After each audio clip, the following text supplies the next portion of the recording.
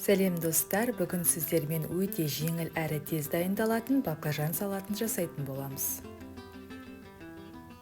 Ол үшін ең алдымен баклажанымызды дәл видеода көрсетілгендей етіп, ірі бөліктерге бөліп кесіп аламыз. Менің каналыма тіркеліп, лайк басуды ұмытпаңыздар достар. Кесілген баклажанымызды ыдысымызға саламыз. Одан соң осындай әп-әдемі қып-қызыл бұрыштарымызды ірі бөліктерге бөліп кесеміз. Және сары бұрыштарымызды да кесіп аламыз.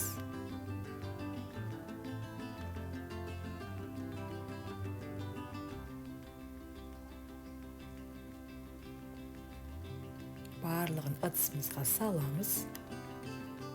Одан соң саңырауқұлақтарымызды қабығынан аршып, өздеріңіздің қалауларыңыз бойынша 4 немесе 5-6 бөлікке бөліп кесіп аламыз.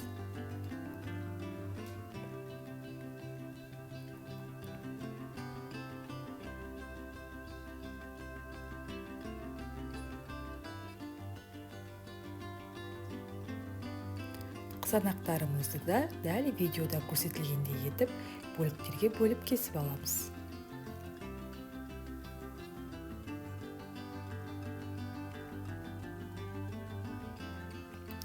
Қызанақтарымызды ыдысымызға салып, үстіне тұз, паприка,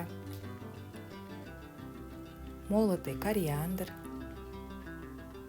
кептірілген сарымсақ және сұйық майды құйып, жақсылап, дәл видеода көрсетілгендей етіп араластырамыз.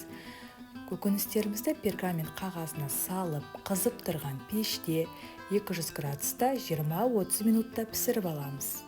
Жұп-жұмсақ болып піскен көкөністеріміздің үстіне микс салаты салып және зәйтүн майын құямыз, соя тұздығын және соус свит чилиді құйып, жақсылап араластырамыз. Міне салатымыз дайын достар, барлықтарыңызға жасауға кеңес беремін. Барлығыңызға ас болсын.